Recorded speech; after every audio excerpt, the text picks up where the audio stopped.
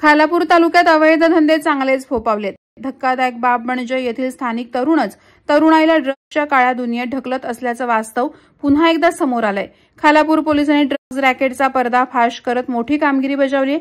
जुना मुंबई पुणे महामार्गावरील घोडिवली फाट्याजवळ पोलिसांनी 3 किलो 383 ग्रॅम वजनाचा आणि तब्बल 1,20,000 रुपये किमतीचा गांजा जप्त करत दोघांच्या मुसक्या आवळल्यात। या कारवाईमुळे परिसरातील बेकायदेशीर व्यवहार करणाऱ्यांमध्ये एकच खळबळ उडाली आहे। खालापूर पोलीस आणि स्थानिक गुन्हे अन्वेषण शाखेला गुप्त माहिती मिळाली की 2 व्यक्ती स्कूटीवरून ड्रग्ज विकण्यासाठी येणार आहेत। तत्काळ उपविभागीय पोलीस अधिकारी यांच्या परवानगीने पोलीस निरीक्षक सचिन पवार, स्थानिक गुन्हे अन्वेषण शाखेचे सहाय्यक फौजदार संदीप पाटील आणि त्यांच्या सहकार्यांनी पेट्रोल पंपाजवळ सापळा रचला। थोड्याच वेळात स्कूटीवर आलेल्या दोघांना पोलिसांनी पकडलं।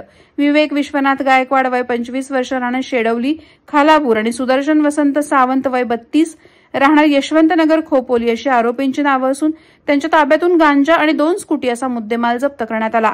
या दोघांना अटक करून न्यायालयात हजर केलं असता त्यांना 13 ऑक्टोबरपर्यंत पोलीस कोठडी सुनावण्यात आली।